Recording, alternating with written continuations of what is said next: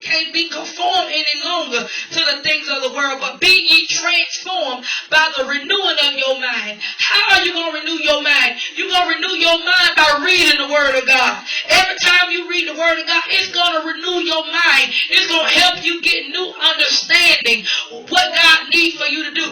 Things that you need to let go, you're going to understand the reason why you got to let go. See, sometimes people think, well, why I got to stop doing this? Why I got to stop doing that? Because you got to understand, God said give your bodies as a living sacrifice. Because see, we got to understand, he gave his son for us. He gave of his only son for the sins of mankind. So you mean to tell me here, because God said stop clubbing, stop lying, stop fornicating, stop being jealous, stop being having hatred in your heart, yeah, then you got to deal with that flesh. He said, I gave up my son, so I need you to give up your life for me. Because when you're being a living sacrifice, you understand that it's not about you anymore. See, we got to understand that we in the church, the days when we say, okay, I'm going to give my life to the Lord. See, you can't just say, I'm going to give my life to the Lord and don't mean it. No, God is expecting you to give your life up to him for real. See, that's the problem. What's wrong with people? People try to tell people, well, you know you ain't going to change in one day. You right, you all ain't going to change in one day, but you got to make steps to change.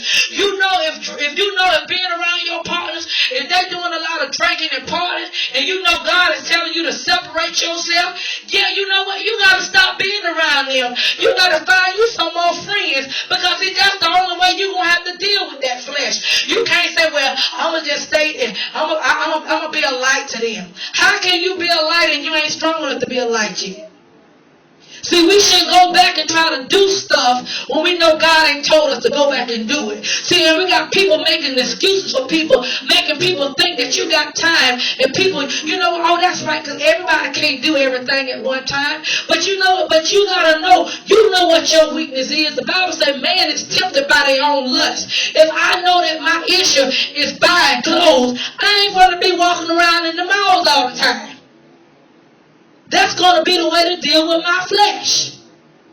If you know that your issue is talking about people, time you hear people talking about people, you need to move on about your business, because you got to deal with that flesh. Lord, I need you to help kill this spirit inside of me. I don't want to be calling people out of their name. I don't want to be speaking curses over people. See, that's what we got to do. And God said we got to deal with this flesh. He said you can't be going on like the people in the world. See, the people in the world, oh, this is me. Everybody in my family got a bad attitude. Everybody in my family just like, that's a lie from the pits of hell.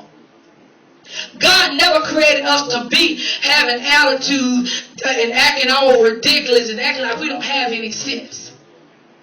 God expects for us to be like him in his likeness and in his image. We got to walk in his character. We got to walk in his integrity. We got to follow him. He was our example. And see, that's what we have to do. And see, that's why he said, you got to understand, don't be conformed to this world. Be ye transformed. He said, then you will be able to test and approve what's God's will, which is pleasing, and which is his perfect will.